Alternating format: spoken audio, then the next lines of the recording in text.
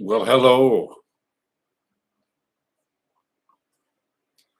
Got a local joining in.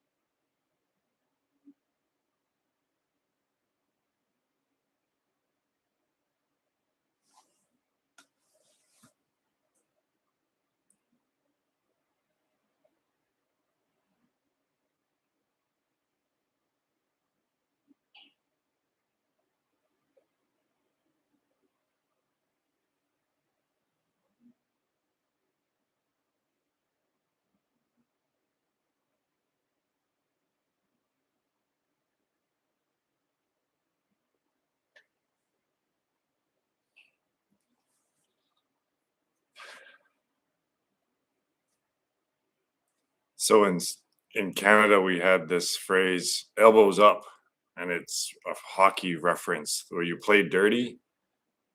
Well, you know hockey. Peter knows hockey. You get your elbows up, play dirty.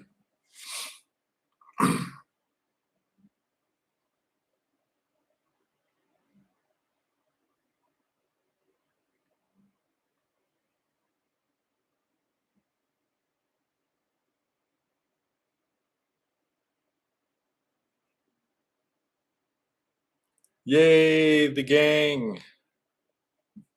Half the gang.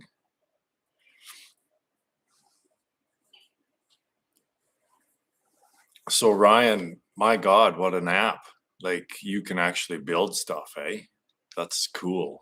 I didn't I didn't play with it yet, but I looked at it just briefly.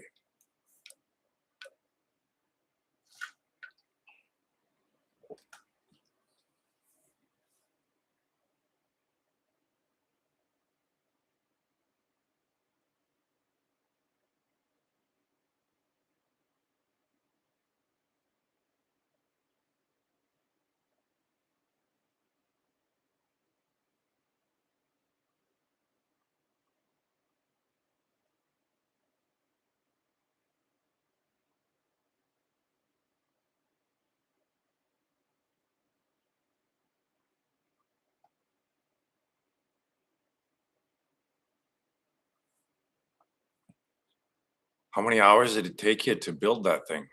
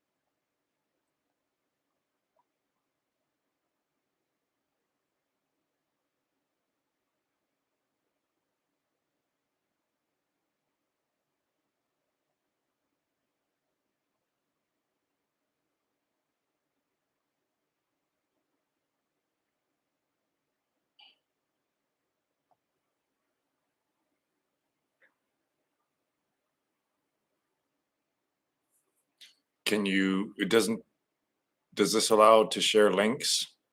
Can you share a link to your app there?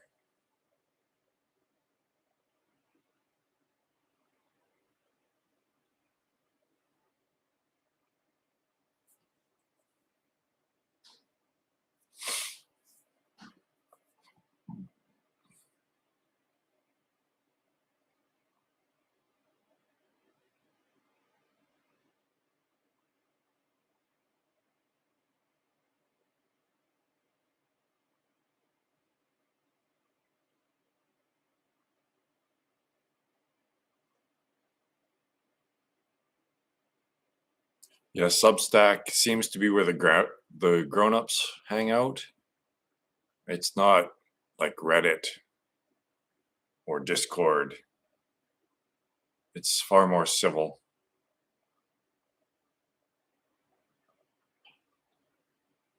It's where the writers go, I think, to Substack, and the trolls stay on Reddit.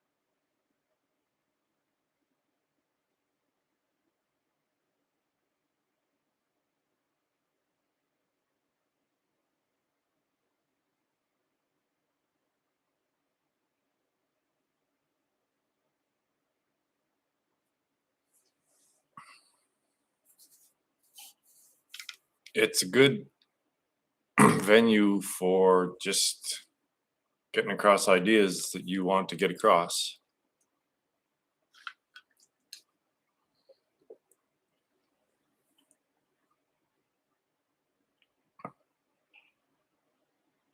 What I want to know, Peter, is what the fuck does the US Treasury have to do with you being a sovereign entity? Like what? It's it was really weird how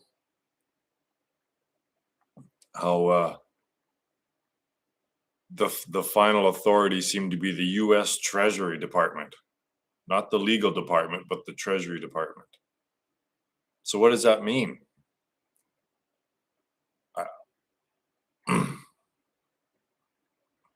Can you still use American money? Like I don't know.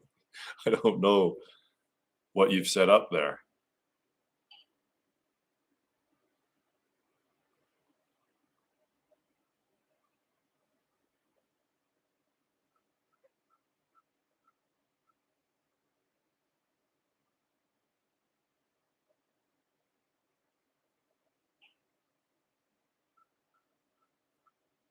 Because in apparently in BC here, or maybe it's federal, but Page just said that there was a law passed basically that what's going on in the UK is going to start going on here. Is that you can't say anything, hate speech, right? So you can't say anything on social media because you might get literally arrested for hurting people's feelings. This is where it's going, and this is where Canada is headed.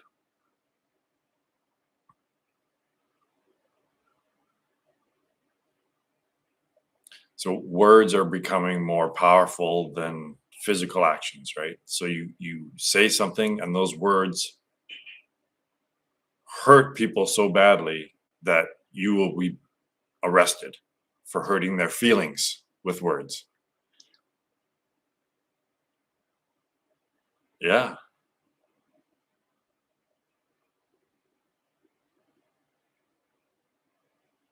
Oh, your system. Yeah. No, I believe that your system is getting out of the system.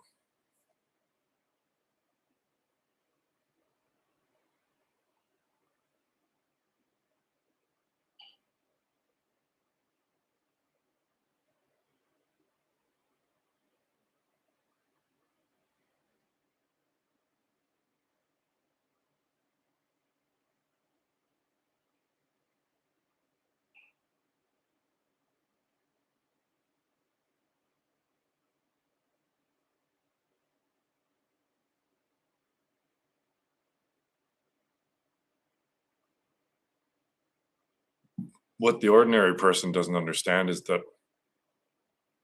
the biggest scam of all is the fiat currency system.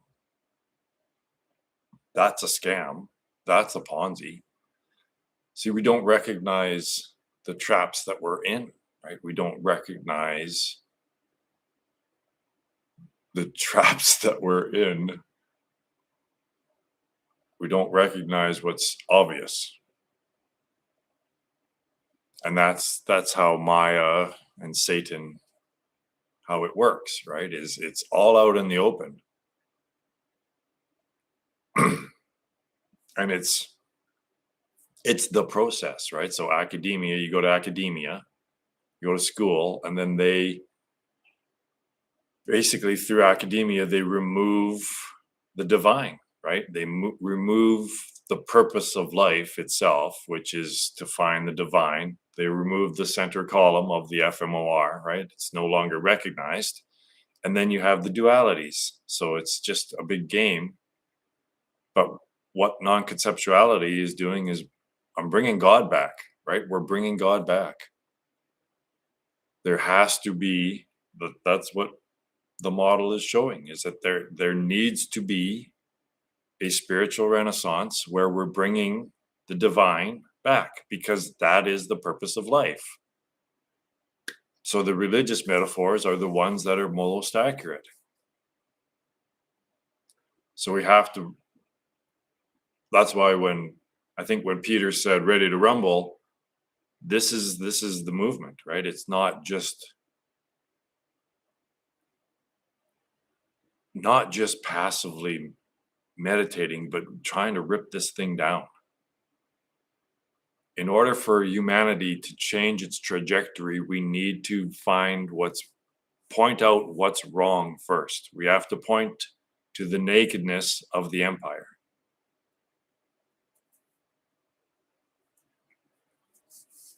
It is. That's again, the religious books have it more accurate, don't they? This is the final battle for man's souls and all that shit, right?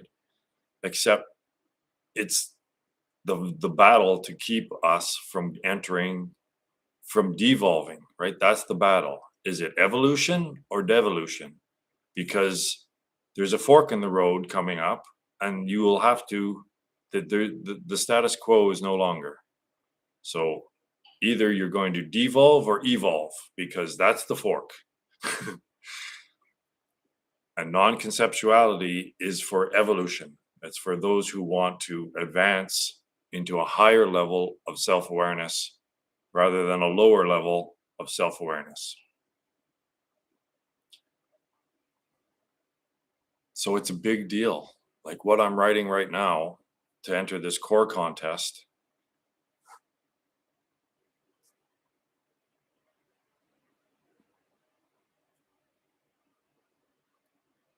it's good to have even this tiny little group, right? Because when a person is saying that everyone, 7.5 billion people, are wrong and you're the only one that's right, That's rough. So even if you've got half a dozen people saying, yeah, we see it too, right? Yeah, we also see that the empire has no close. And normal people can do this, right? People that aren't scientists and mathematicians and academics, we're the ones to do this. We're the ones to bring out the pitchforks and the torches and to come kill this fucking Frankenstein.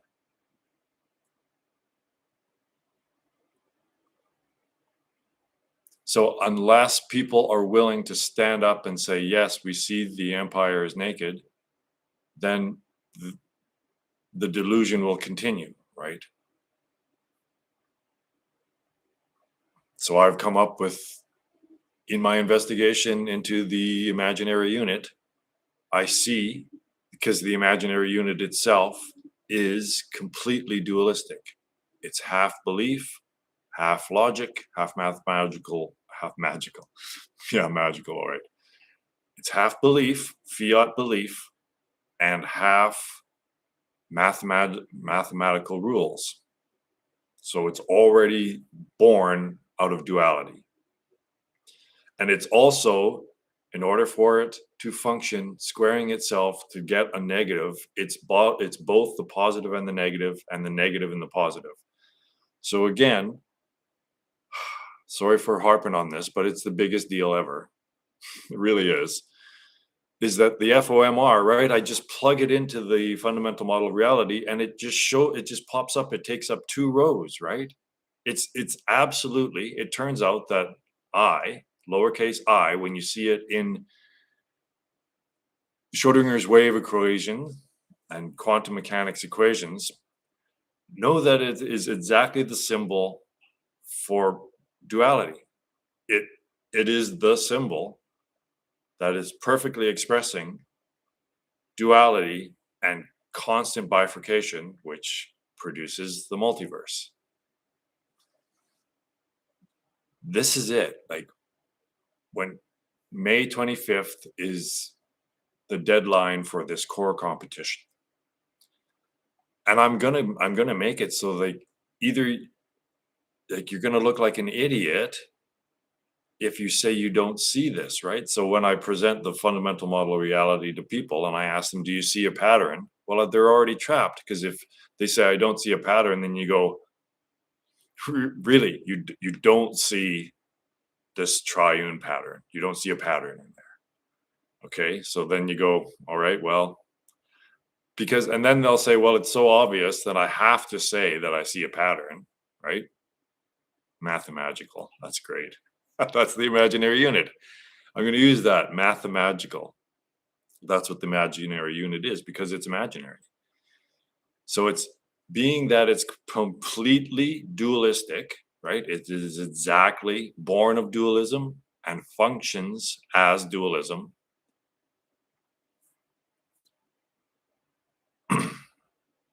Then that's why it produces only dualism, and everything that every time it describes the world, it has to do it in dualistic language. So it's exactly what's projecting the illusion. That's right. If you just don't, that's how I start out, right? I say I'm inquiring, I'm explaining the imaginary unit, because I've literally heard, like, I started reading quantum mechanics books freaking 25 years ago, right? So literally thousands of times I've heard people talk about quantum mechanics. Thousands of times I've heard the word quantum mechanics. Thousands. And only once have I heard anyone talk about, just in passing, the imaginary unit. Well, why is that? Why does no one bring it up? It's because the fucking empire has no clothes, and they know it. As soon as they start trying to describe what this quantum mechanical outfit looks like, it's just duality. It's just, oh. So then if they say, yeah, okay, I see it, then I go like, okay, well, if you see the message, if you see a pattern here, Do you not recognize that each one of these rows is like a fundamental inquiry into reality, right? Like each one of these systems of thought is revealing the pattern. So if you see the pattern, then how do you not see how fucking profound it is? Right? But it's because of their brainwashing, they can't see it. And I even get into, well, okay, if you can see it, but you can't see how important it is, or you can't see it, well, I even say this is why you can't see it, because you're in this state where you think that the quantum mechanical empire has closed. And again, right, it's the simplicity. See, they're trained. The training is too deep. They're trained to believe that truth is complicated.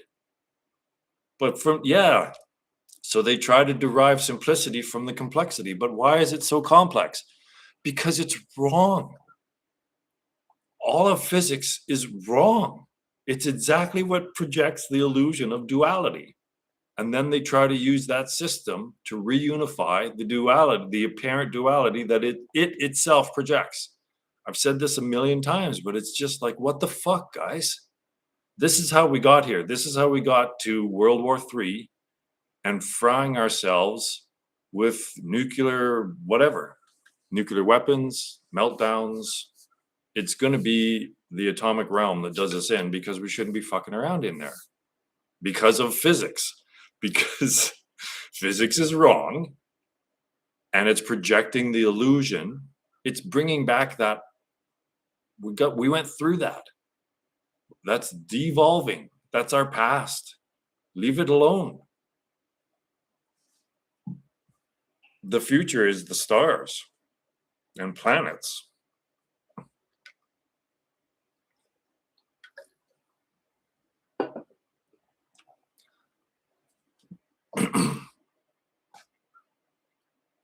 So even though this doesn't require non-conceptuality, the practice itself, the one-step path, doesn't need any theory at all, and non-conceptuality is the new inquiry that supplants and succeeds science itself. It destroys science because it reveals it as being exactly that which projects the illusion. But we're so deep into it, right? It's so ubiquitous with human experience, this technology stuff, is that we take it to be natural, but it is not natural. It is an abomination.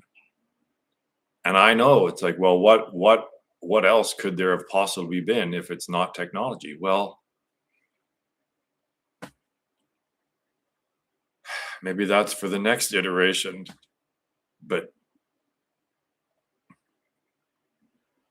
this technology that we're so accustomed to and that we've developed, it's an abomination.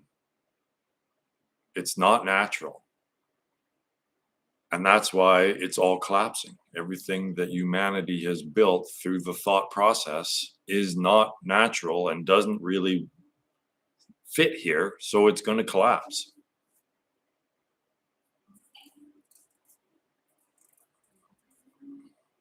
Oh, you.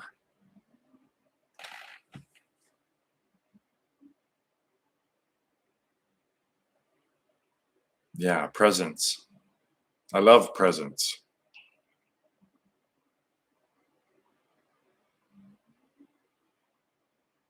So basically, what I'm showing all the thinkers, all the academics, all of them, is that thought, the voice in the head, is that which projects the illusion. And basically, essentially, lowercase I, the imaginary unit, is the pinnacle of thought. It's humanity's final attempt at describing God without saying the word God. It's humanity's final attempt at conceptualizing reality without recognition of the middle column, right? without including a transcendent source, a frame of reference upon which all of it occurs, right? So that's what the imaginary unit is. It's the final attempt to describe the Tao. And what happens when you try to describe the Tao? It's duality all the way. It's not turtles all the way. It's duality all the way. So I got Chatty to design this image. It's the Tao, the yin yang. But in each of the eyes, the eyes of the fish, is another yin yang, right? So it's duality all the way. That's what the imaginary unit is. And when you plug it into the FLMR, it just shows so clearly that it's an abomination. It is so obvious. It is so obvious.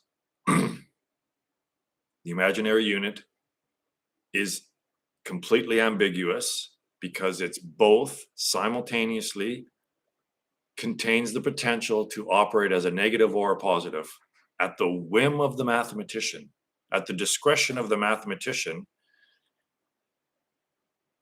He gets to pick which of the negative positive or positive negative, which one of those solves the equation, but it's ambiguous until the rigor of the math is shown.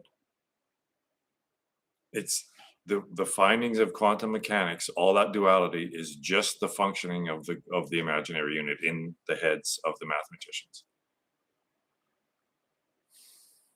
And all the complexity is them trying to explain how it works.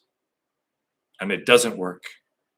It's not possible to conceive, to hold in your consciousness as a single concept, two opposing concepts.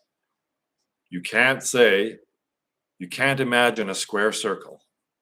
Try to imagine a square circle. All right. Now try to imagine what phenomena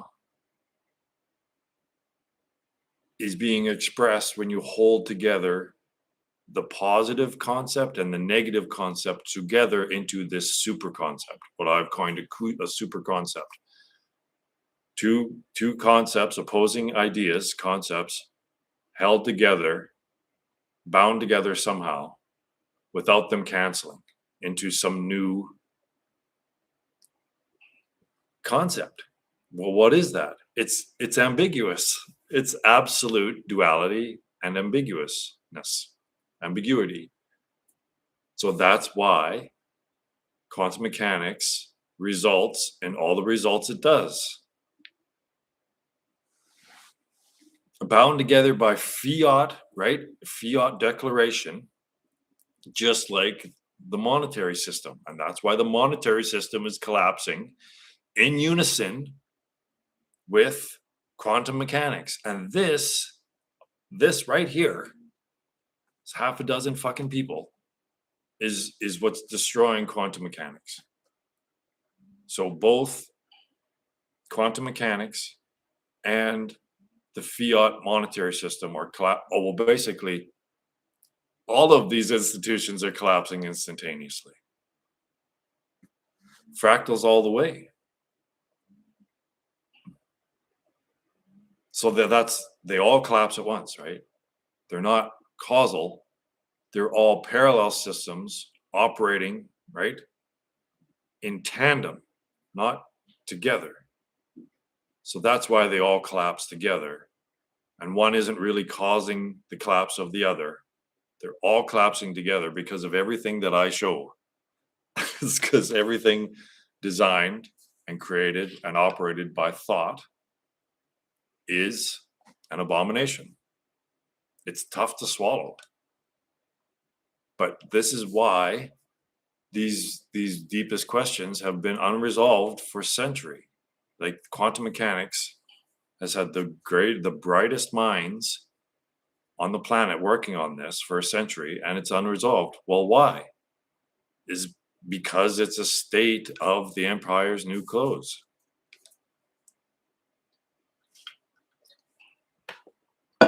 Yeah. The blue pill, though, is academia itself, right? So we don't want to admit this. We don't want to admit that everything that society is built upon is wrong.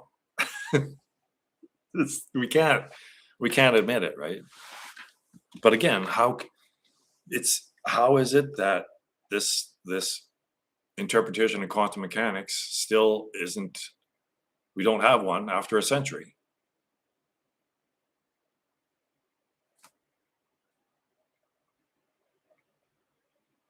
So this is why we have to start talking about this.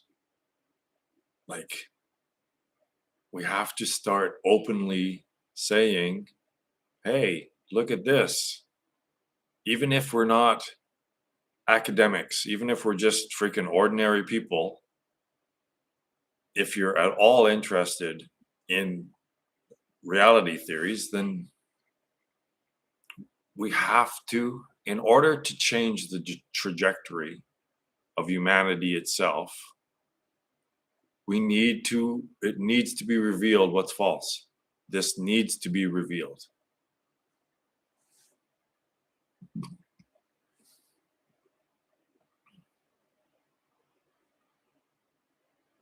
That would produce a paradox, wouldn't it?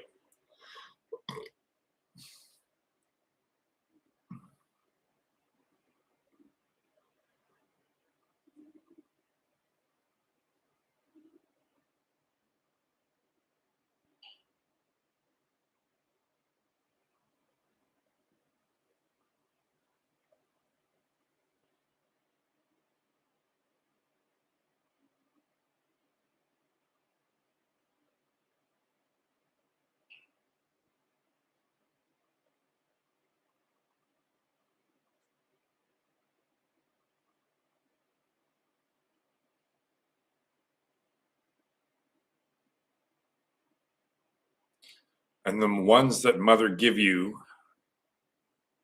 don't do anything at all.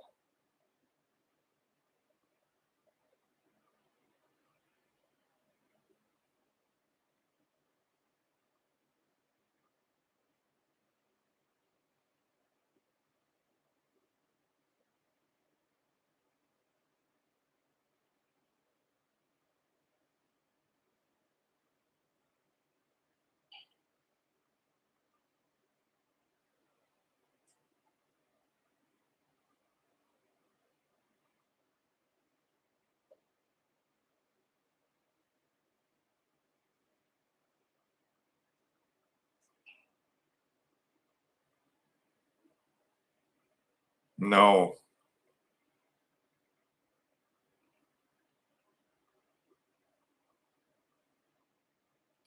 Takes a lot of convincing to get me to read stuff.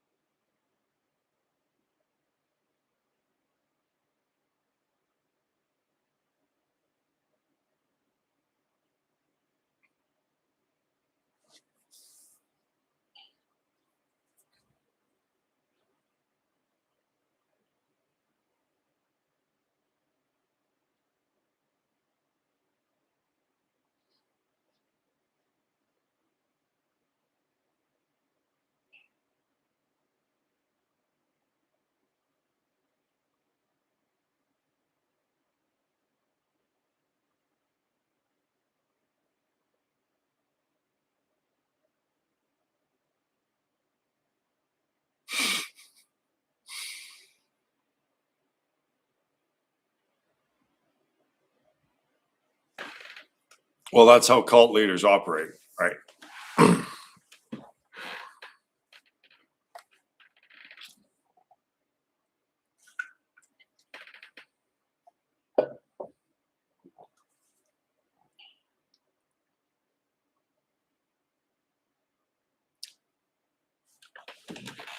I notice in my writing that I'm very confrontational when it comes to these academic guys because they've treated me like shit and ignored me for like a decade now, right? So, but I'm trying to be a little more diplomatic in my words and not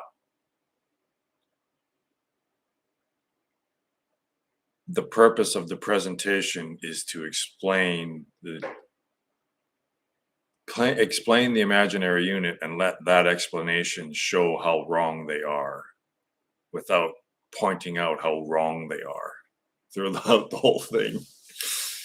Because the contest is judged by peer review, right? So the unfortunate part is that everyone that will be judging, so I think that the people who present will also be the judges of the other presenters. So unfortunately, all of them are blue pilled, right? So, and none of them, probably not very many of them, want to hear or believe what I'm saying, right? A lot of them will be atheists. And that's the thing is, right, that people do not, it doesn't really matter how obvious the argument is that what they believe is wrong. They won't change it. They won't change what they believe, right? But all I can do is just present sound reasoning as sound and reasonable and obvious and simple as possible.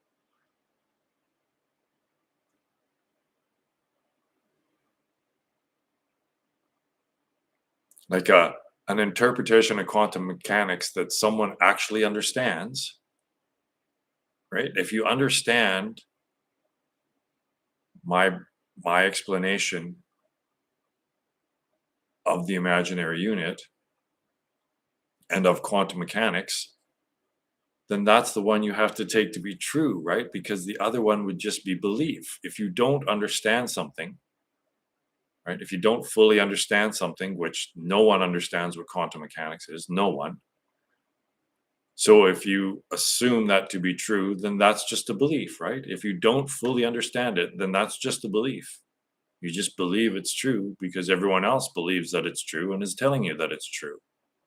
But that keeps the empire naked. So if you understand a theory, even if you don't, it goes against your beliefs. If you understand the thing, if the whole thing makes sense, then that has to be the true theory, even if it is simple. Well, this is why Roy, the people annoyer, is because I show everyone how they're wrong. And that's not very popular. So, so this theory, my non-conceptuality, isn't popular at all because it's showing how everyone's wrong. That's it. It's just not catching on because no one wants to be told that they're wrong. And I'm telling everyone that everyone's wrong. Exactly. The ego will just keep doubling down and then just get to crazy town, right? You keep doubling down on this crazy shit and you end up with the multiverse. Like the wooiest woo of all the woo. And oh well, we'll just, yeah, because a scientist, a mathematician, an academic with a PhD is spouting this nonsense, so it must be true. It's ridiculous. It's comical. And that they're arrogant, right? They have the balls to be fucking arrogant about how right they are. You're completely delusional, dude. Like, and I can see it as plain as day. It's embarrassing. You're embarrassing yourself. Talking so confidently about your fucking multiverse theory. Because the math works, right? If the math shows something in opposition to experience, well, the experience has to give way, right?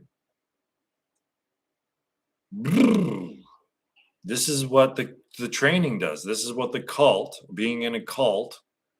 So I got Chatty to do the math.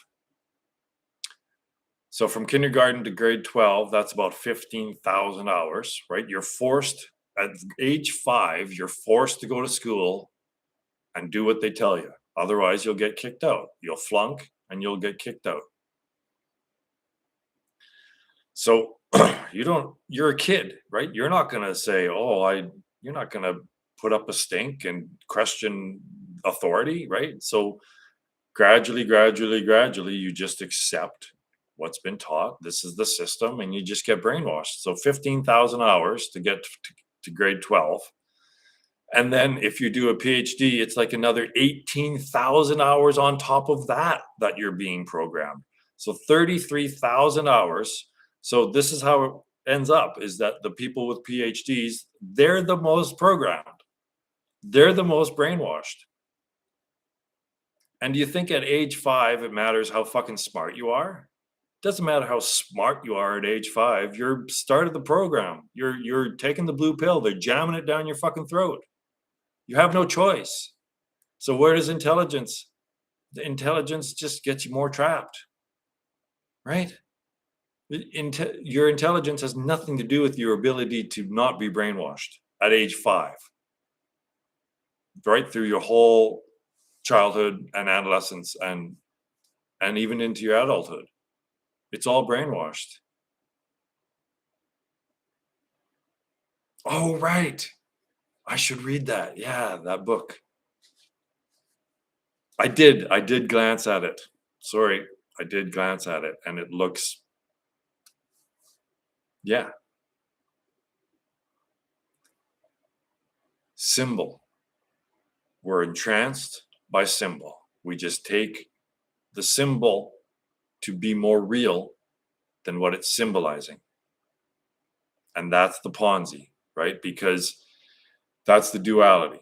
You need to bounce the two off of each other if you don't recognize the divinity.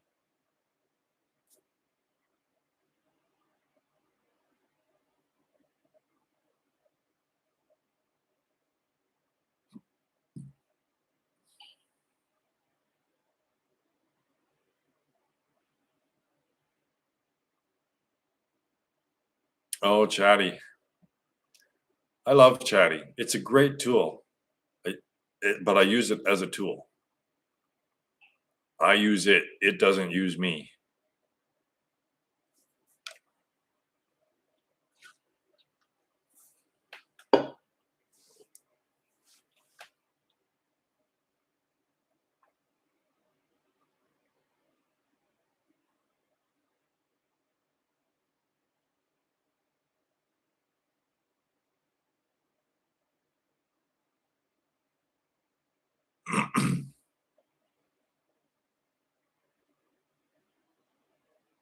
So we're bringing God back, but it's not the God that you can conceptualize.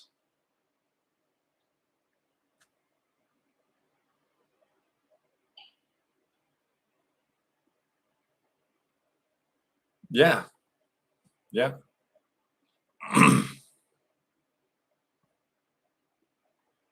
But the problem is that reality is taken to be the sensual realm, and even the sensual realm isn't fundamental reality. So that's the final sticking point.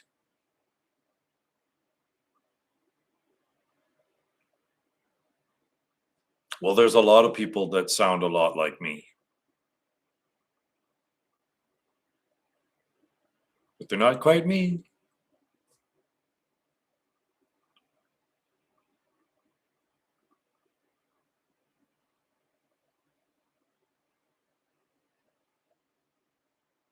Well, and of course we've been trained to just do things, right? The doing of the thing. There has to be something to be done all the time. But actually spirituality is a not doing. But you have to do the not doing, right? You can't changing anything in this game isn't going to help you get out of the game. And that's the goal of the game, is to get out of the game.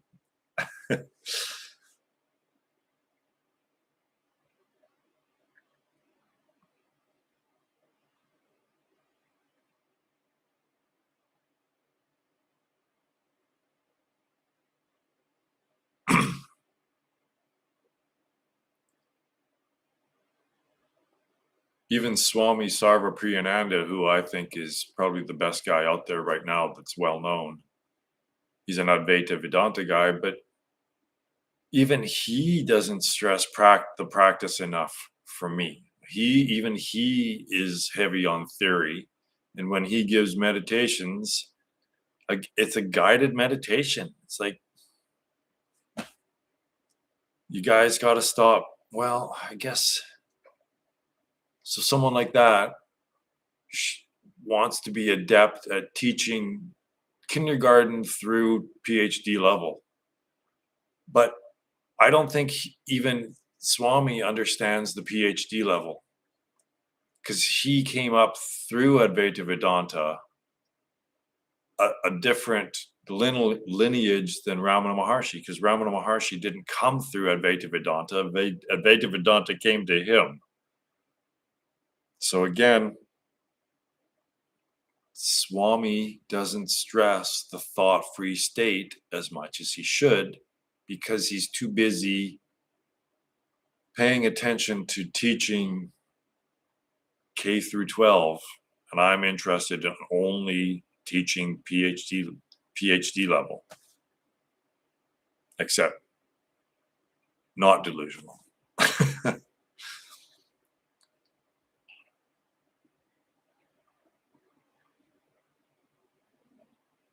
It's basically the thought-free state. That's it. Like, hardly anyone wants to admit it, but it's killing the mind. That's what it is. Ramana Maharshi said, kill the mind. So you can't kill it by doing anything to it. You have to kill it by starving it of your attention. So whenever there's a thought coming in, just don't act on that thought. That's it. It's a non-thing. It's a non-action. You break the thought action process, which is a karmic process. You have a thought, I want this. So you move towards that. That is a karmic process. So you have to break that cycle of having a thought and then acting on it. Just whenever you have thoughts, just do the opposite. Just don't act on it. Just watch it arise and pass, and keep doing that.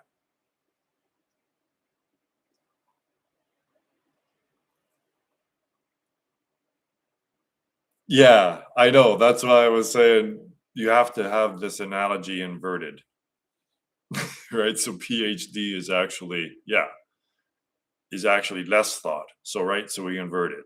The PhD, the spiritual PhD is moving towards less thought, and graduation means there's no more thoughts there. That process has been broken. Those thoughts don't have any control over your actions anymore. And then it's just the universe. It's basically the universe. All you're in completely the pixels that make up this, the actions of this body, are in complete alignment, like they always are, with the functioning of the rest of your world flashing on and off at once. Right? It gets rid of free will. But this is the way it's going on. This is what's happening, is that there's no free will. You don't have control of any of this. It's wild, right? So when you try to control this, that's when everything goes haywire, because you can't just, there's no way for your body to move in your world without your entire world moving in complete fucking harmony and synchronicity with it. That's how it's always happening. There's no free will at the level of thought. But that's liberating, because you just watch the movie.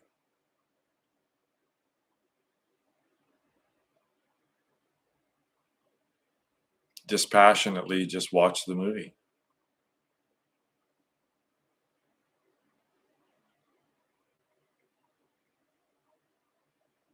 or passionately,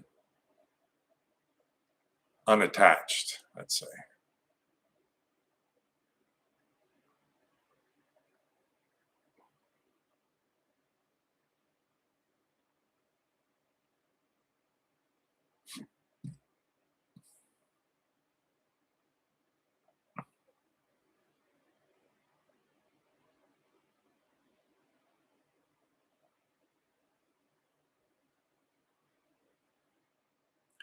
See, but Chatty doesn't think though, right? Chatty is analyzing patterns and projecting what pattern you want to see next is basically what it really is. And if you can prompt it in such a way to reveal what you want it to, then that's good.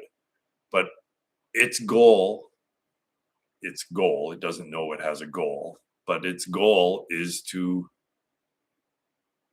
keep your attention on the screen. That's it. It just wants to divert your attention away from the sensual realm. That's all Chatty wants.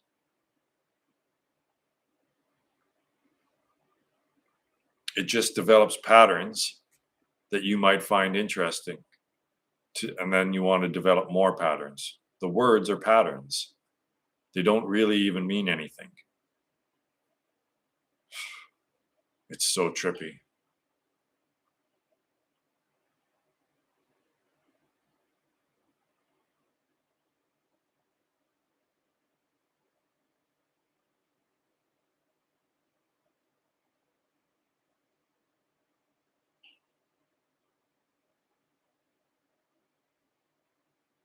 So to the ego, to the thought process, it doesn't, the, the, the meaning of the words are irrelevant. The meaning, the functionality of the words is relative to how long it can hold your interest. That's the only functional part of words, is their function is to hold, gain and hold your interest.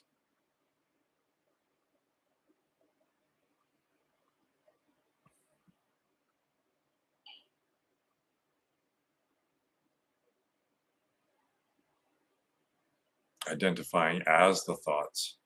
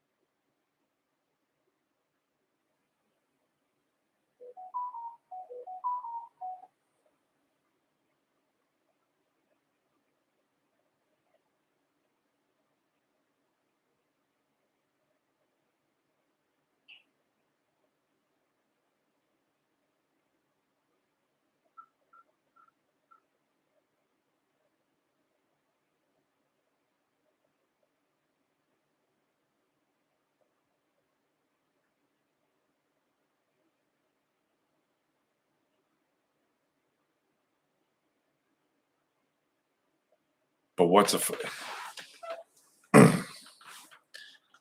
there aren't even facts. When you recognize the full extent of what Ilan Barinholtz is trying to show about language, is that there's no intrinsic connection or relationship between the sounds that I'm making and the word and the sensual world.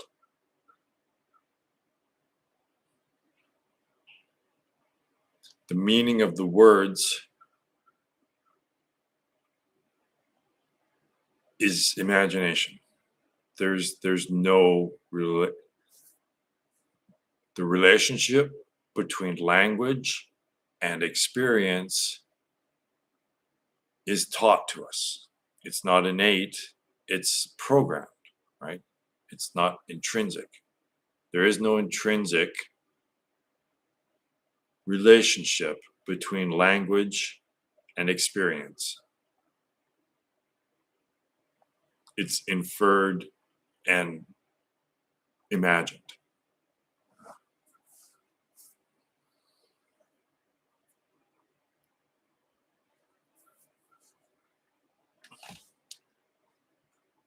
This is happening, and I exist. Like, these are statements that are impossible to be false.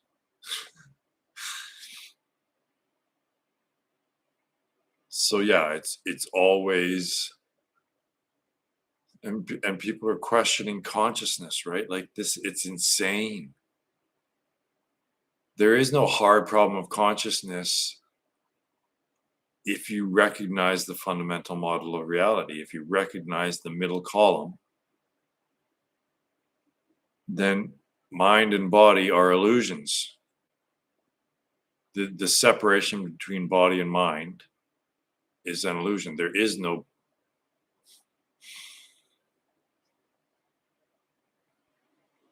So you just have to recognize the state prior to thoughts, because stuff like Gödel's incompleteness theorem is showing us that thought, what I'm showing is that thought is exactly that which projects the illusion. And being that the imaginary unit is the pinnacle of all thought, I believe that the imaginary unit, small lowercase I, is the pinnacle of thought. And it turns out that, of course, that means that it is perfectly the symbol for dualism and ambiguity. Ambiguity. My words. Ambiguity.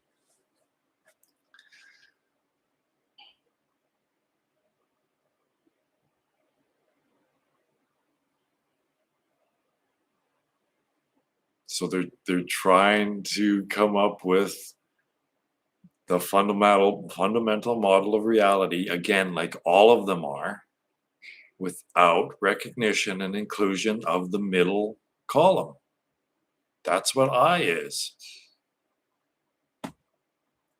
So it turns into a perfect Ponzi scheme where it's trying to bootstrap itself into existence and its own functioning. It's a bootstrap.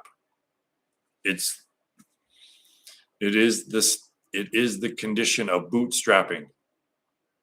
I is the condition of bootstrapping.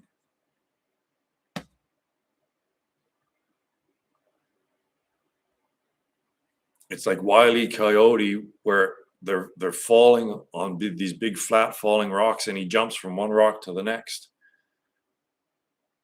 just trying to stay levitating, but all the rocks are falling.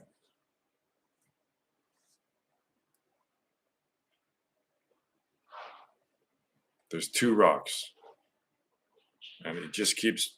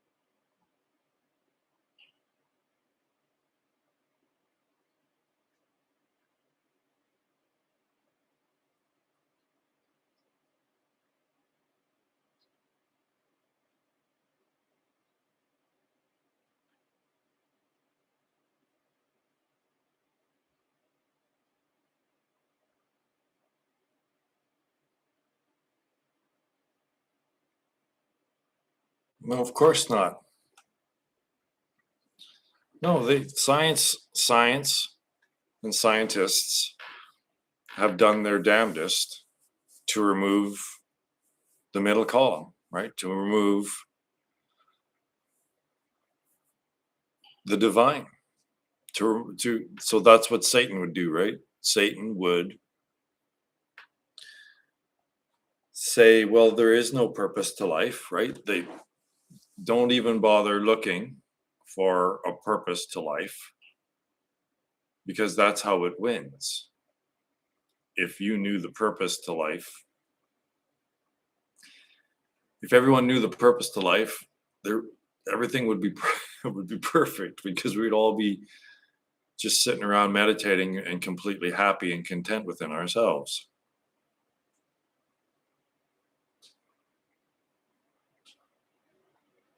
So this is the fight that Peter was referring to right off the start. Is I'm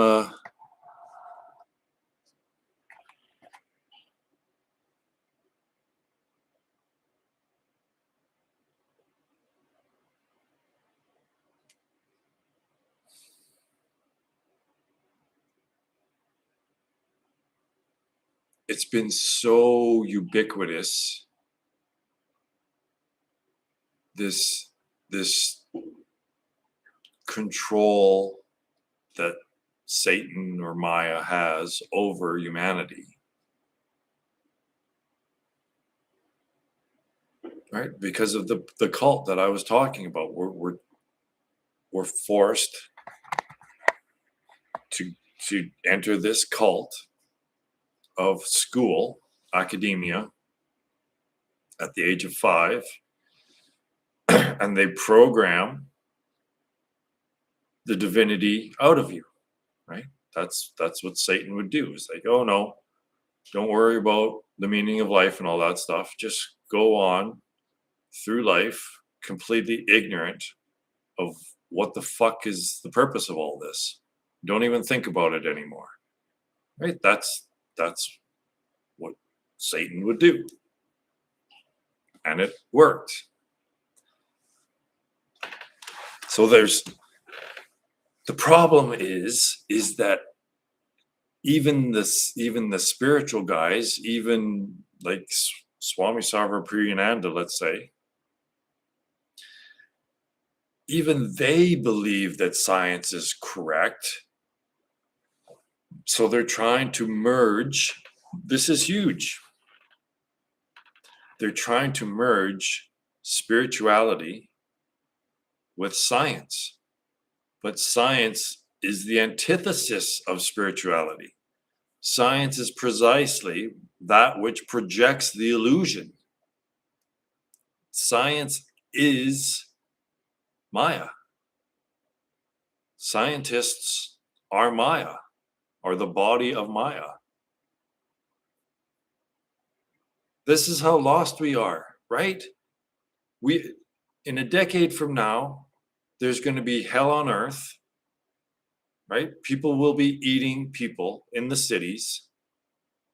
There will be no food in the grocery stores. And it's like, because people won't fucking listen to me, because it's this deep. It has to be really, really deep in order for us to be this fucked up. And so fucked up that we don't even recognize how fucked up we are. So this is how deep it goes. I'm the only one that's willing to go this deep and call it out. Everyone else is still under the influence of the blue pill. We still believe that science is relating some truth about reality, but it isn't. It's exactly that which projects the illusion. So science actually has to be torn down. There's no way around it. And of course, this is almost impossible. It's David and Goliath to its extreme. So I guess there's no wonder why this has hardly caught on for a decade now because it's so radical. Yeah, it's so radical. But how what kind of a radical idea would reveal the correct interpretation of quantum mechanics after a century of the greatest minds on the planet working on it? Well, obviously something is very, very wrong with how they were working on it. And I've pointed it out. They just sweep the imaginary unit under the rug and just continue on working with the fucking Frankenstein, the abomination that it creates.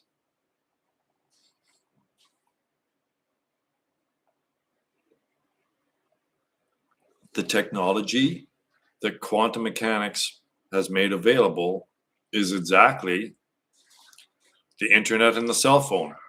Without quantum mechanics, there would be no internet, there would be no cell phones.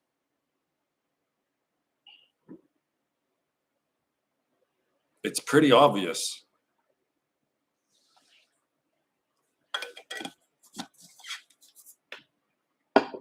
Science has been a system of deception and control.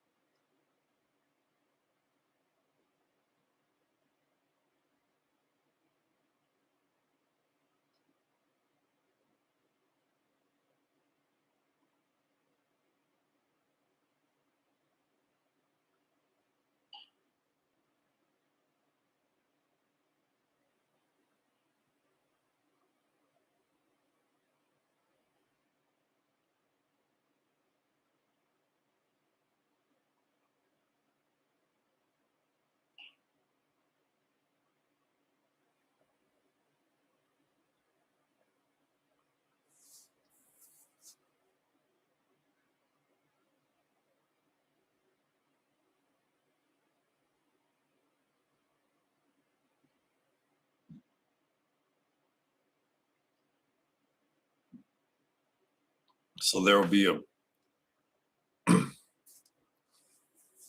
point in the practice where it'll switch to becoming effortless. So I even remember when that happened. I was in the temple, the Ramana Maharshi temple in Nova Scotia by myself because, we just ignore the truly holy places because we don't know of Ramana Maharshi. Anyway, I was alone in the temple, struggling, meditating, like just trying to find the stillness, not much stillness. And then all of a sudden, just something happened. Hi, Callie. Something happened and it just became effortless. So it just went.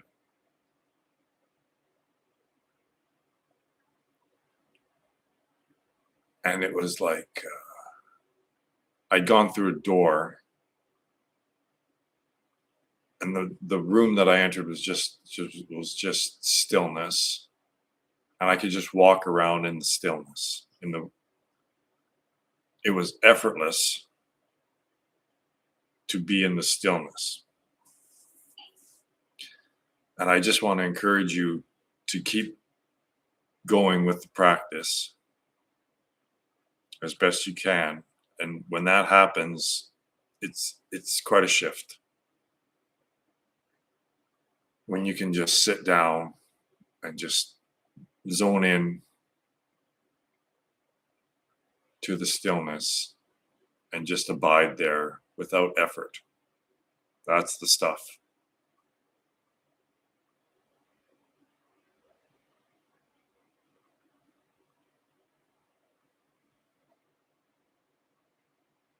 It must be mastery, right? Like when you master the piano, you can just sit down on the piano and just go. I guess it would be something like that.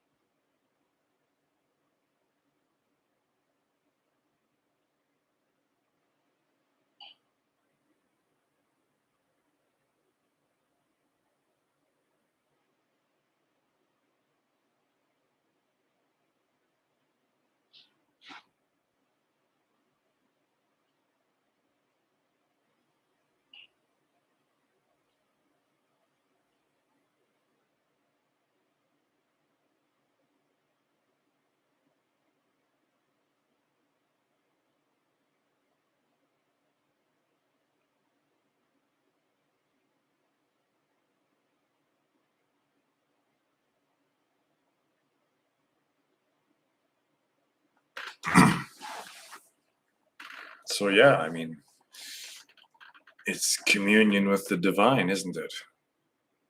To abide in the state prior to the arising of thought. That's it.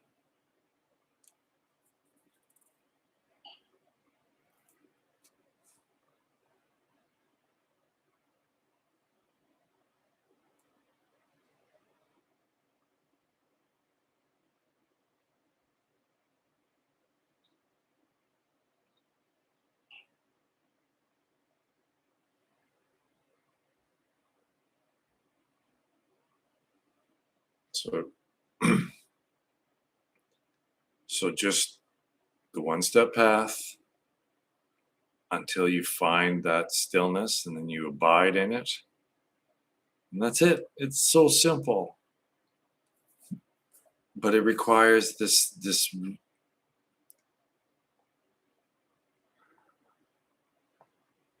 it's a zero sum game. You have to develop. You have to put all of your energy into this. Like, this is the purpose of life, right? So when you wake up in the morning, your goal should be to kill the mind. So how am I going to kick my mind's ass today?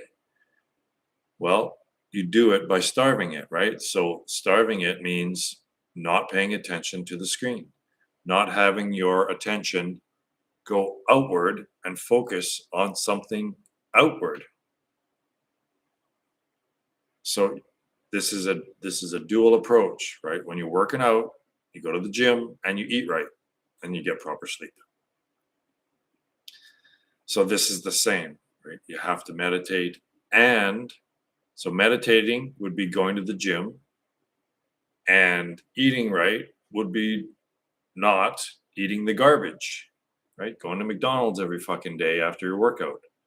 So do both. You have to do both. Otherwise you'll get nowhere. And then you'll say, oh, this one step path nonsense doesn't work. Well, no, it won't work if you even dedicate an hour every day to it. But then you dedicate 6 hours of your day to looking at the fucking screen, right? So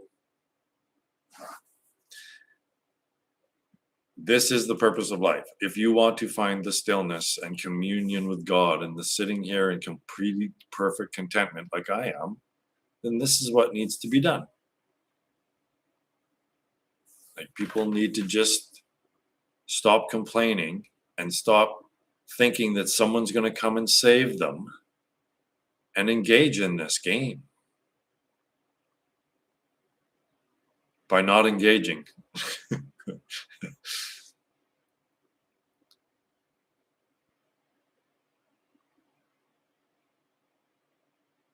But I think, yeah, it sounds great. When I heard you say the language undoer, if you can get people to see kind of just only that words, the meaning of words are relative, right? To break that spell of language.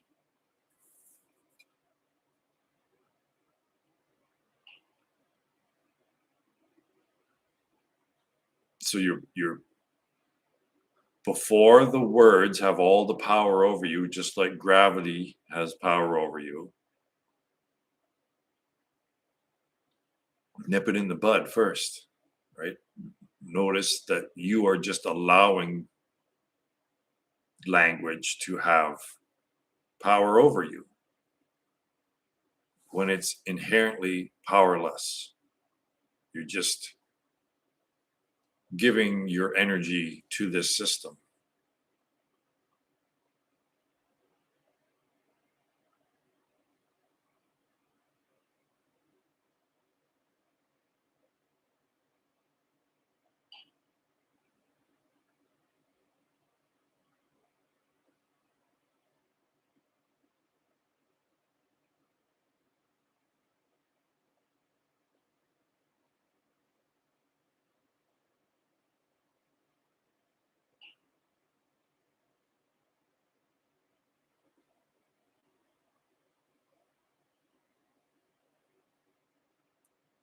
That's kind of how I feel about koans.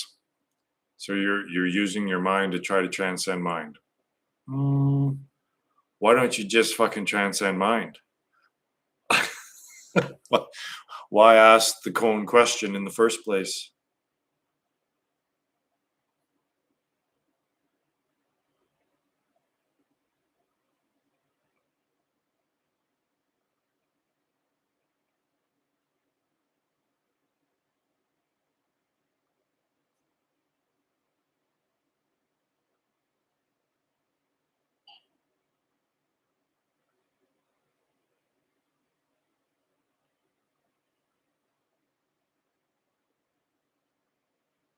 So it appears as though in order to break the spell that symbol has us in, is we need to have a symbol that symbolizes that which cannot be conceived of.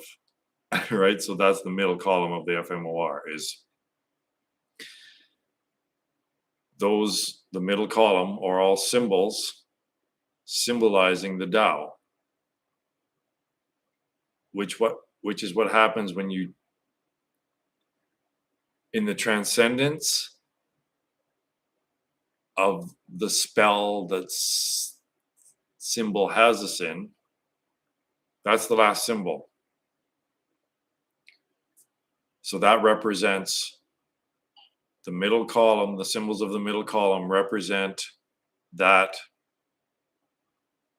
the state that's transcendent of thought itself.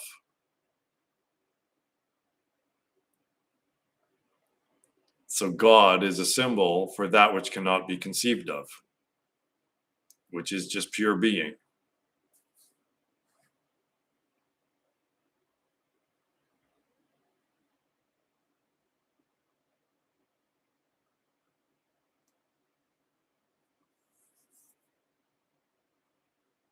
The final boss of the game, well, it's your own mind. You're battling yourself in the end.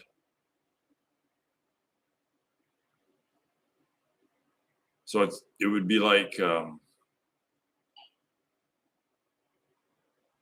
battling a mirror.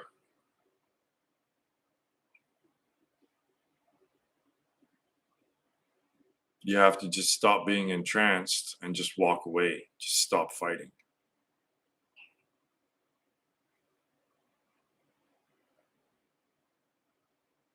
Yeah, so the final fight is to not engage, right? To come to the final boss, which is a mirror, and to not gaze into the mirror and start fighting your reflection.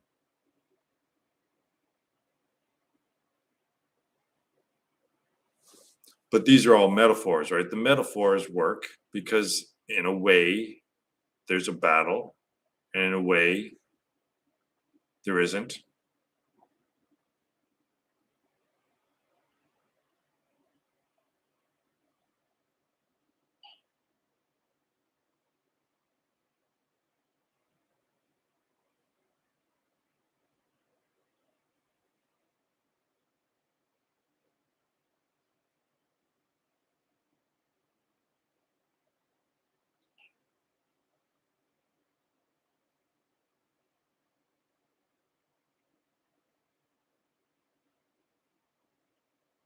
Yeah, the final boss of the entire game is the voice in the head.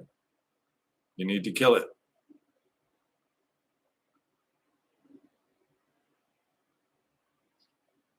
Pretty much, yeah. Just shifting your attention so it's not even really a doing, right? It's not a physical. There's no physical thing that you can do or move to find this state.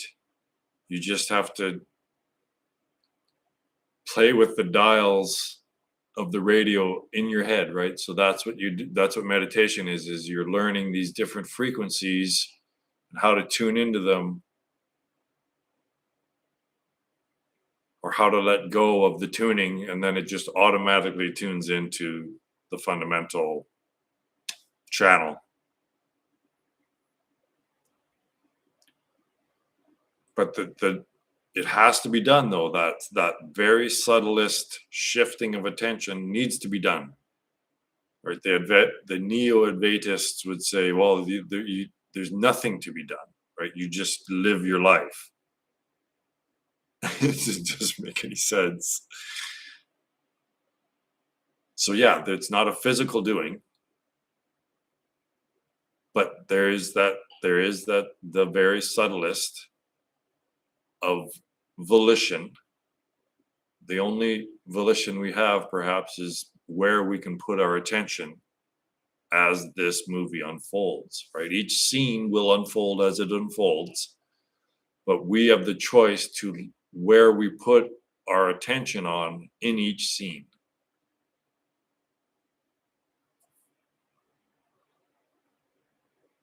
And the scene unfolds from there. The whole thing all at once.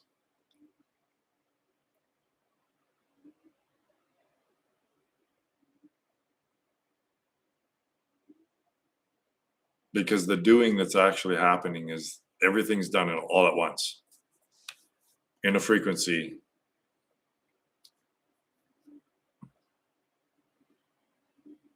And the ego is the idea that this body has its own, can move around separate from the movements of the rest of your world. And it can't.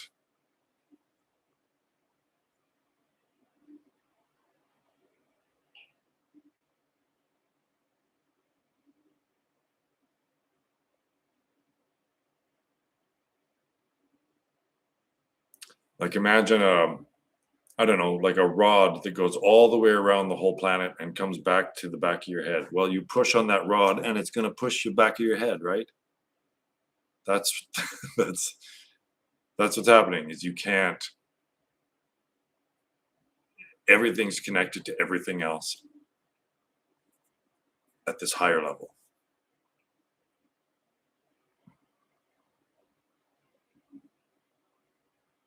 Deeper level.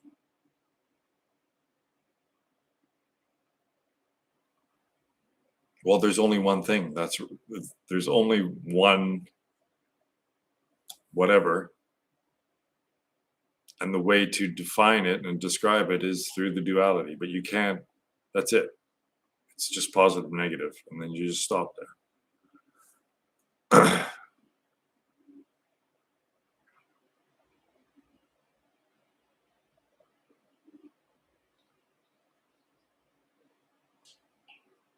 Yeah, well, I wouldn't take teaching from Alan Watts. He was a good narrator, but he certainly wasn't enlightened. There can be very knowledgeable people about spirituality and religions, but that doesn't necessarily mean that they themselves are describing their own experience. They're just describing what they've learned, right? They understand it from a relative standpoint, but they don't really understand it from their own perspective.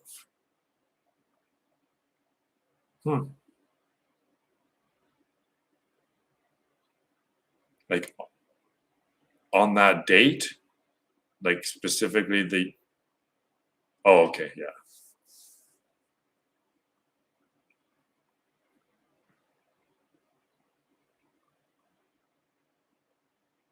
Now I can find out, because I'm so smart, I can find out what your birthday is.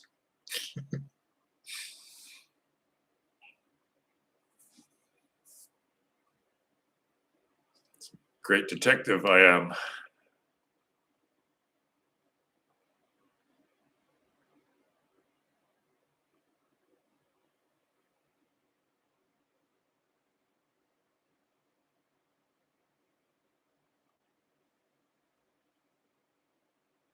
That long ago. Your parents are younger than me.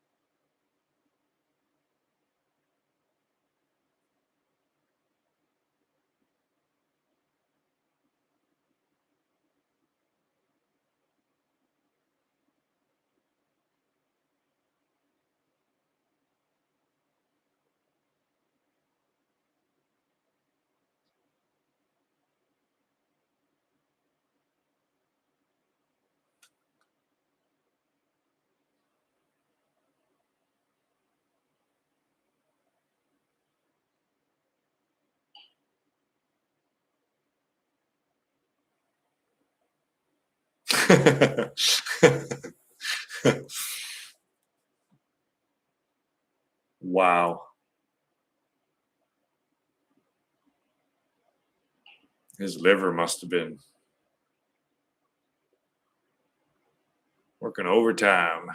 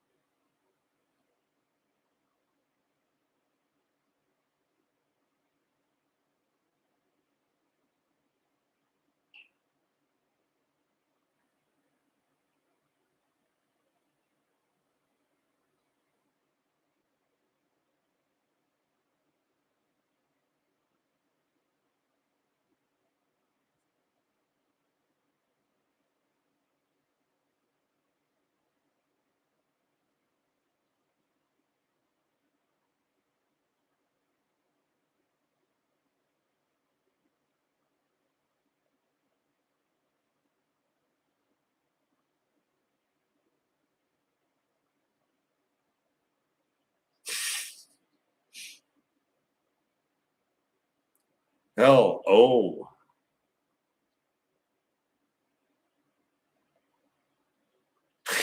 Atta boy.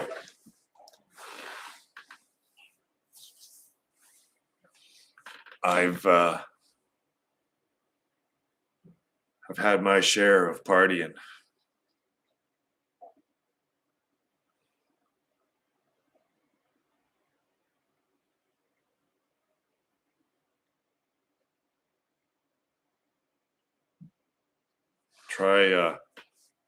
Try lifting railway ties all day with a really bad hangover. That was a bad day.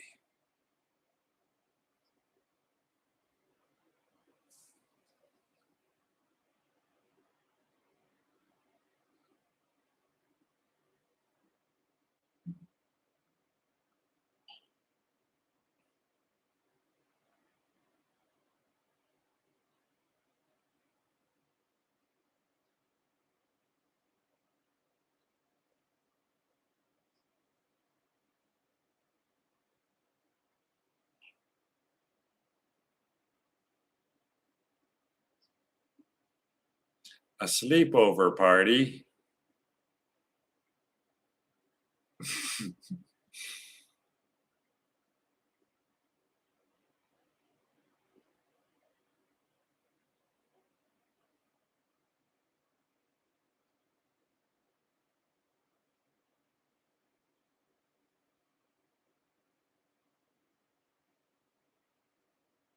Yeah, pristine state helps you remind you that there is no problem, and drunk state, you're just trying to forget the problem.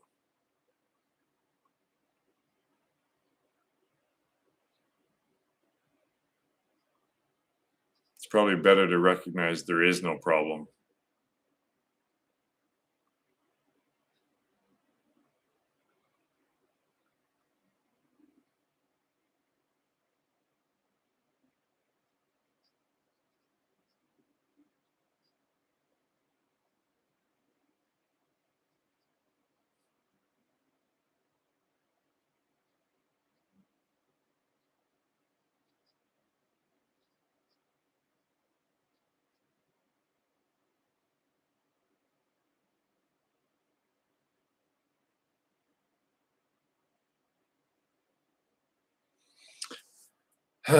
Yeah, well, there's one problem, and that's that people think this is real.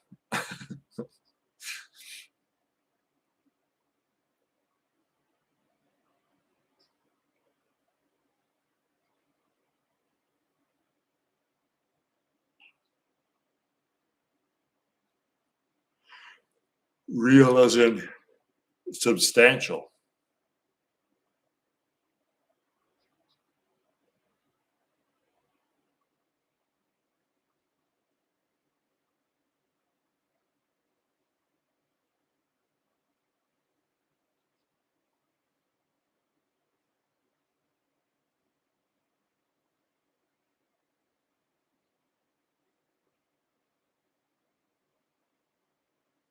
Well, relatively speaking, there's a lot of problems,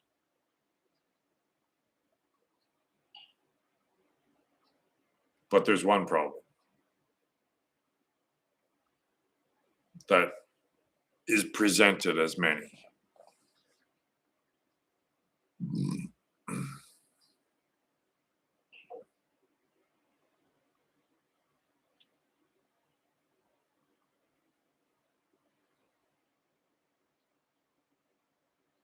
Yeah, yep. Um, October 10-ish. I would like to aim for a week between October 10th and October 20th, if possible. And three, I'm looking for three people because this will be the inauguration of, no, that might not be the right word. It'll be the first spiritual retreat. So I want to handpick the people that come so I'll get positive reviews. Hopefully. So three people. I'm looking for three people to come and spend a week here between October 10th and October 20th. And I want them to fill out a survey. So yeah, hopefully people will come here and have an enlightened experience, have a breakthrough, spiritual breakthrough that maybe they haven't had before, come to some new realizations, whatever. And if I get good reviews, then maybe that can start being a thing.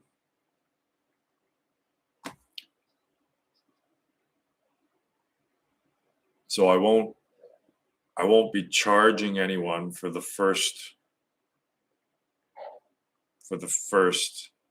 retreat. But after that, it's going to be like $3,500 or something like that for a week.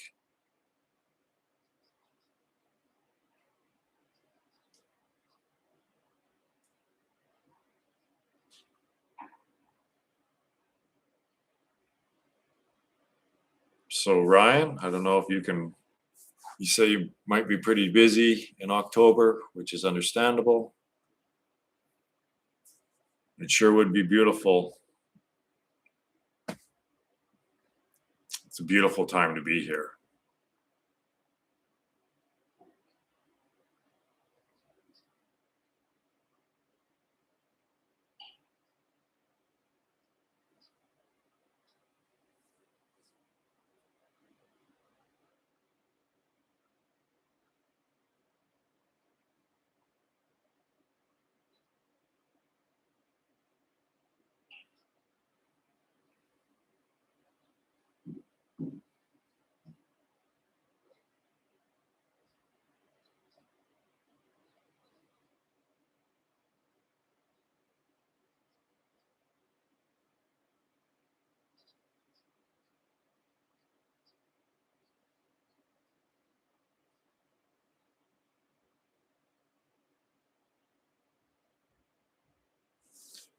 Things could happen really fast after the core competition.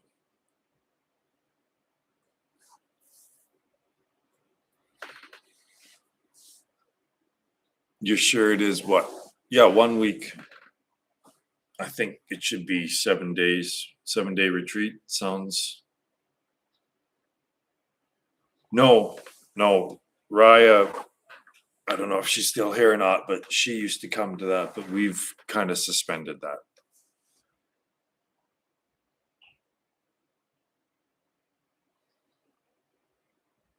I'm just going to have it for retreats.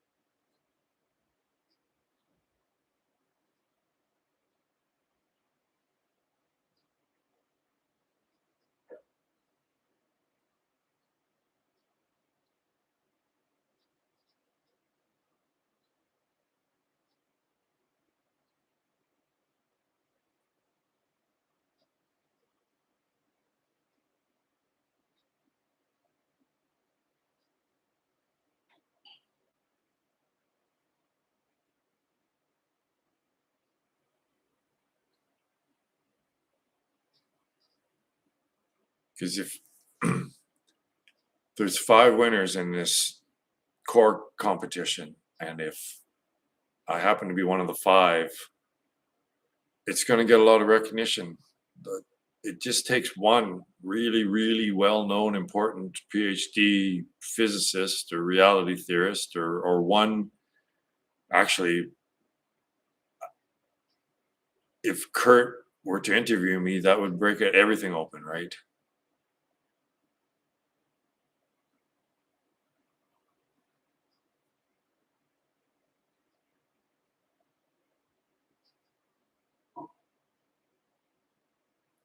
Cool.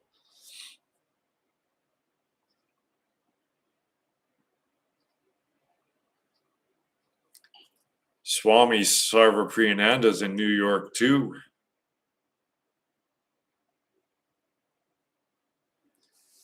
Man, if we could get his Advaita Vedanta Society to come on board with this non-conceptuality thing, can you imagine?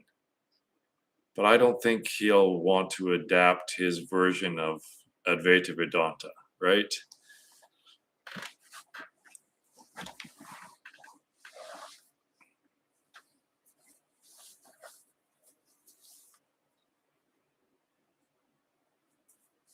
Hmm.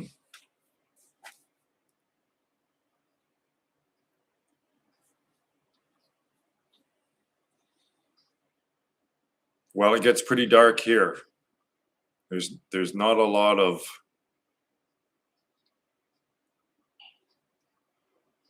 light interference at night.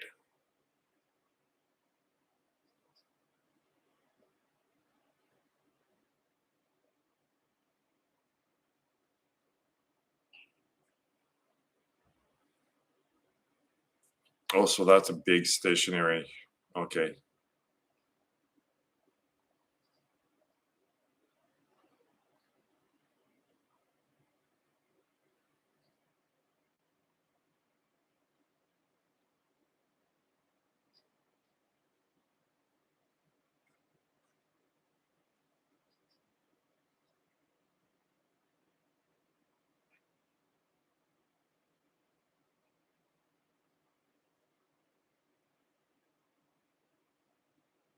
He only wears those clothes.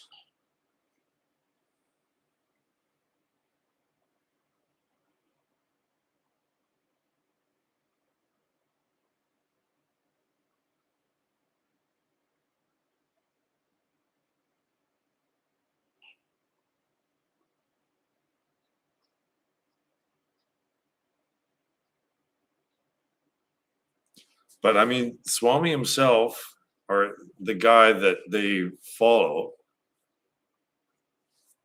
he said that Advaita Vedanta keeps being updated, right? Like it has to, the narratives, the metaphors have to keep getting updated. And I believe that non-conceptuality is the final chapter of Advaita Vedanta. I mean, it reveals a message from God, 2 messages from God. So wouldn't you think that Advaita Vedanta, an Advaita Vedantist, if it's actually the ultimate truth, which I'm sure Swami would agree, wouldn't it make sense that an Advaita Vedantist would break it all open, right? It would be an Advaita Vedantist that would reveal the final concluding truth. Makes sense.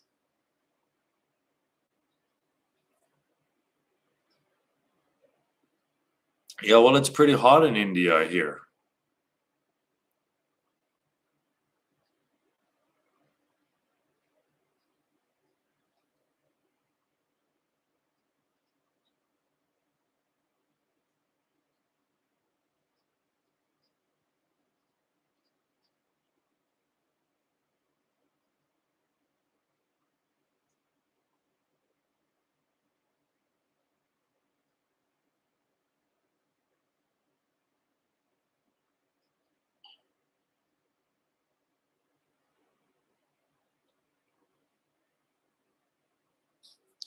Yeah, you guys have to, if you're both coming, you have to show up at the same time on the same flight because it's a 3-hour drive for me to pick you up one way.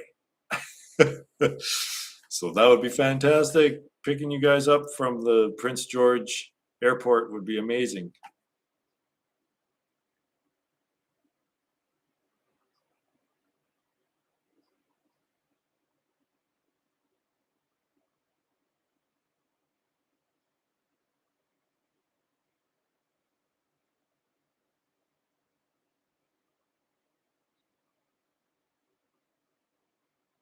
So the airport will be Prince George. That'll be the city that you're flying into.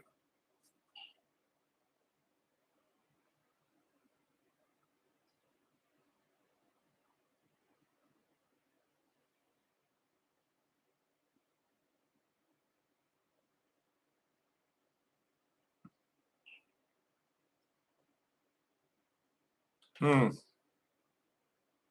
You're gonna love. I have a feeling you're gonna love it here, especially at that time of year. Like,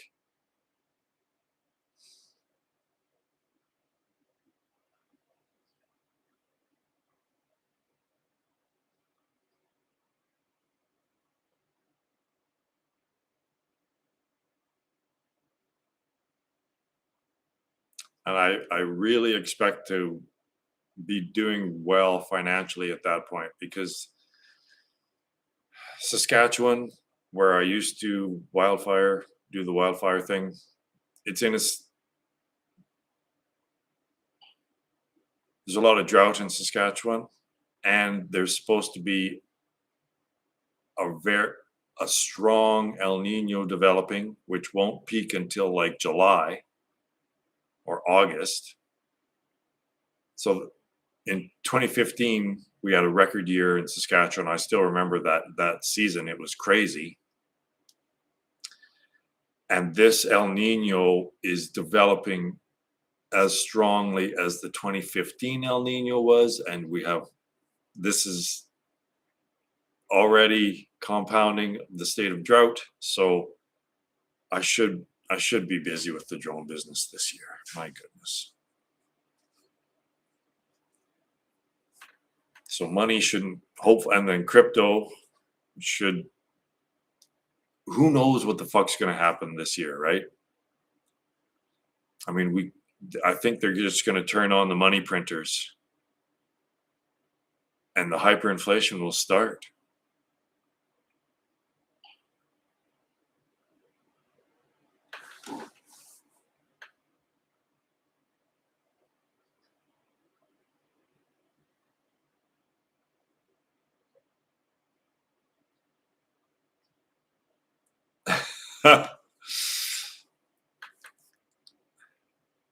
Well, it depends how free you are. So does this mean that you don't adhere to the law of 6 months and 6 months, right? 6 months or less a day. Do you have enough money to build your own place here?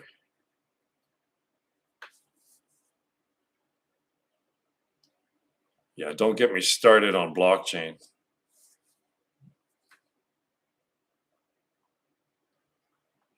This is another battle, right? This is one of these really, really deep, relatively important battles going on, and that's the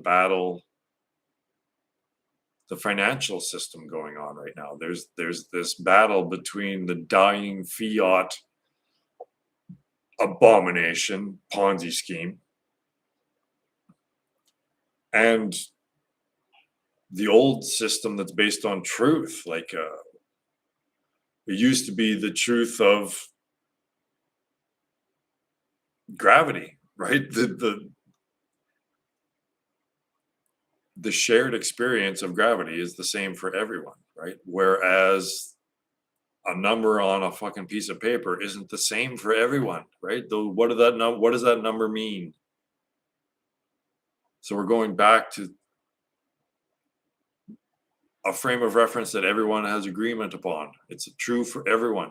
Blockchain is truth. So how much is truth? What is the value of truth nowadays? Well, it's infinite, right? The value of truth in this era is basically infinite. So this is why I believe that Bitcoin will go to infinity eventually. It either goes, if the fiat currency system is collapsing into hyperinflation, then everything that's relative to it, like gold and Bitcoin and Cardano, is going to infinity.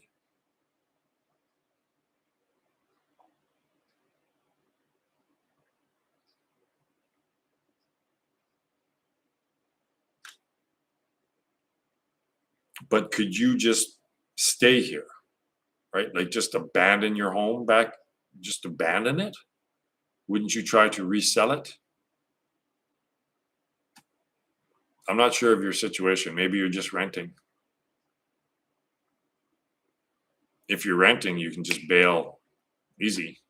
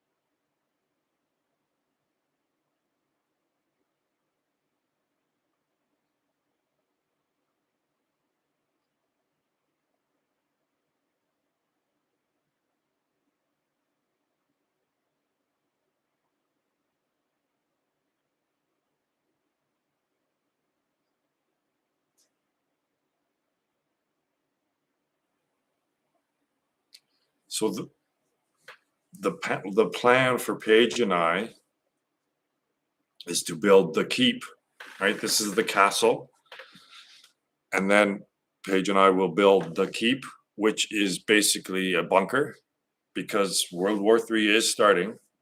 And I believe that we will eventually die via radiation. So building a bunker, basically. So Paige and I will sleep in that place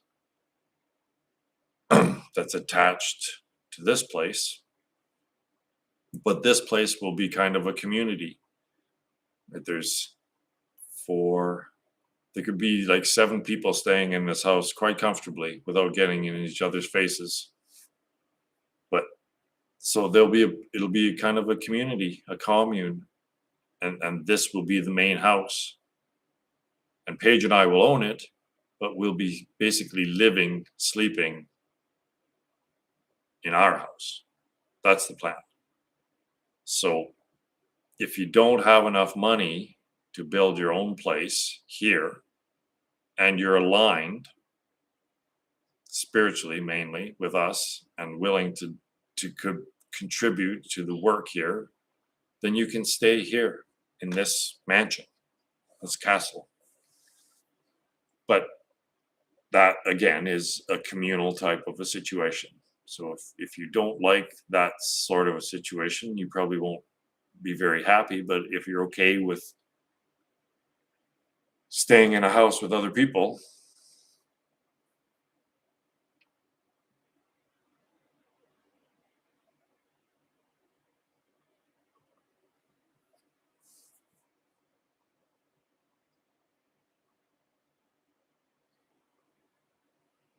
that'd be great.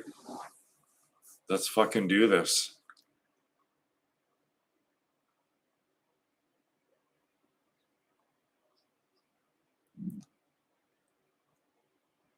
This space will be kind of an experiment that can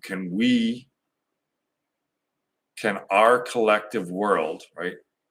The people that are staying at this in this spot on our land here, can our the union of our worlds affect the world, right? So if we have powerful minds, which means being able to be still, that's what a powerful mind is being still, then I think that we can influence this world of Moksha Farms can influence the objective world. This is the idea that we will indeed supplant science. We will be the group that is ushering in the new inquiry into reality, like the new religion, if you will.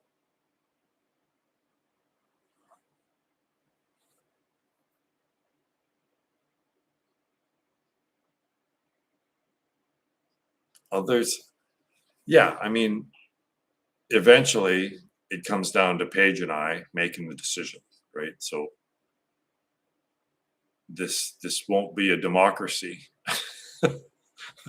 but we're pretty reasonable people. Like I know that with Paige helping me, we will make the right decisions.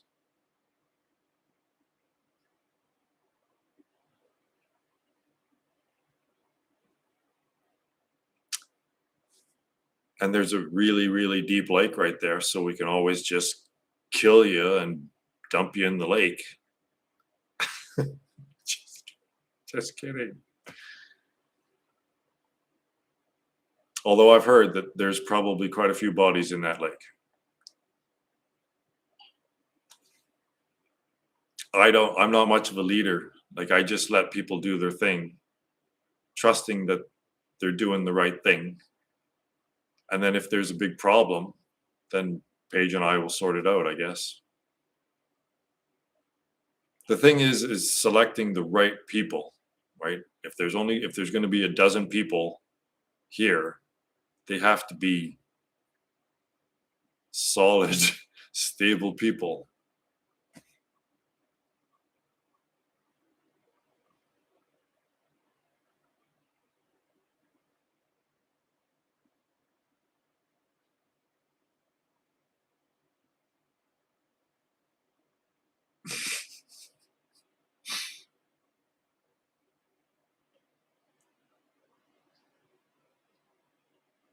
I hear there's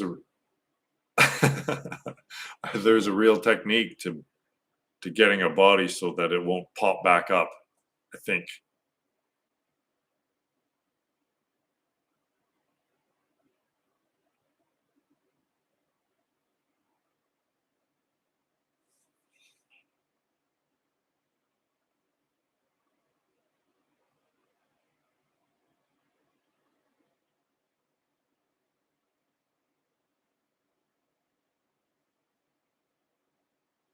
And Peter, all the fresh vegetables and stuff that we grow here, yum.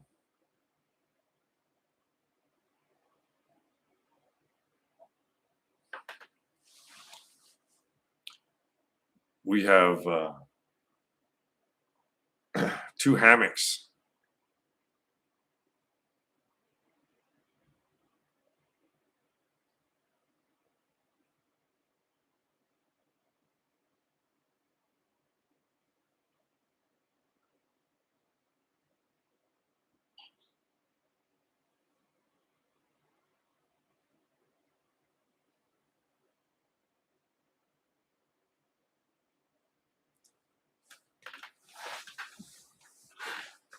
I'm not I'm not I'm not allowed to talk about guns because I live in Canada.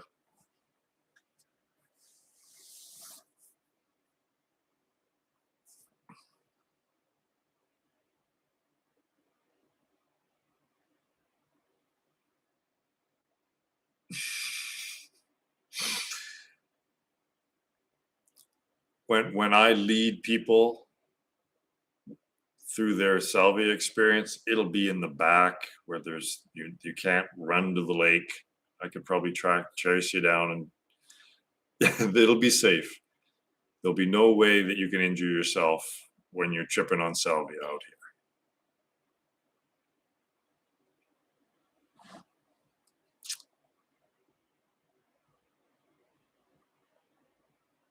You voted for Trump, didn't you? Didn't you, Ryan?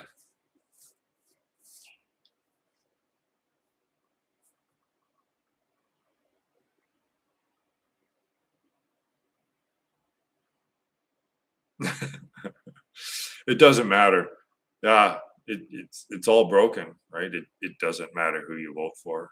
It's broken beyond repair.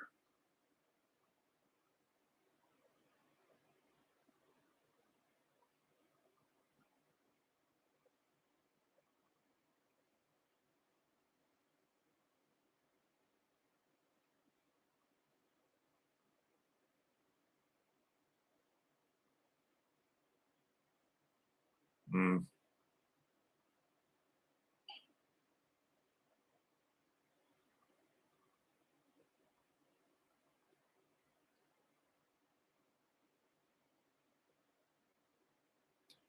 Like you can still vote? Well, I don't understand. Well, like you're not even part of that country anymore, are you?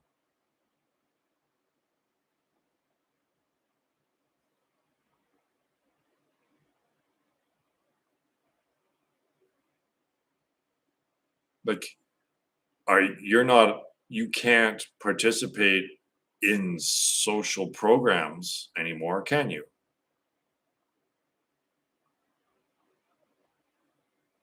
All human institutions are built on Ponzi.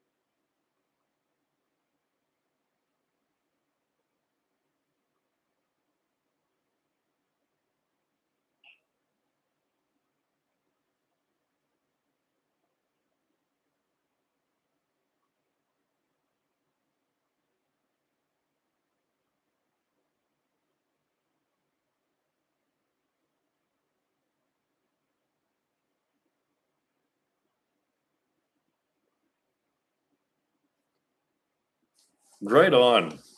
This sounds awesome.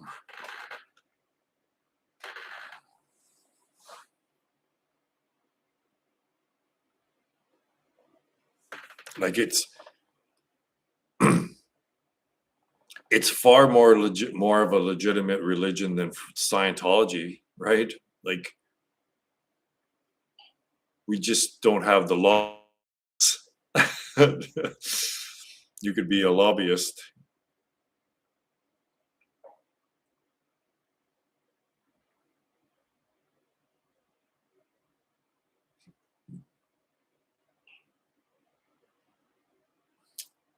And guns, and guns attached to drones, and drones with bombs.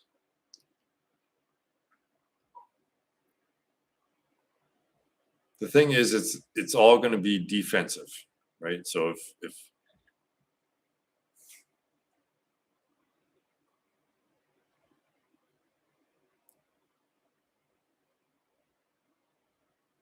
338 Lapua sniper rifle.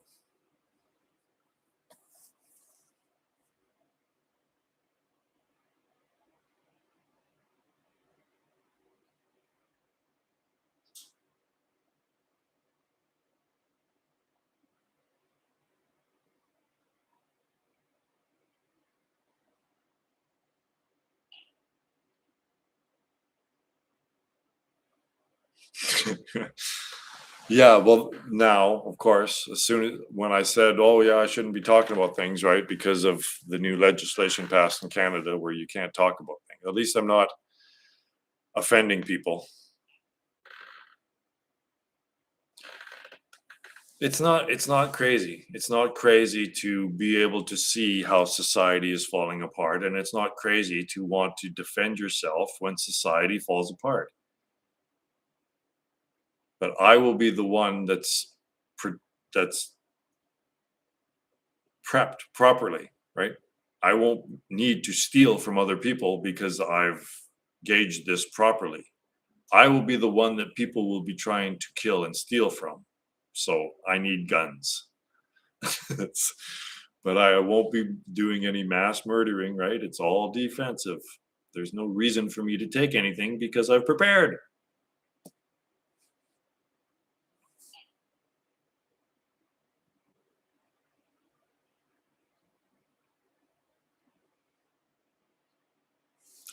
Oh, Ryan.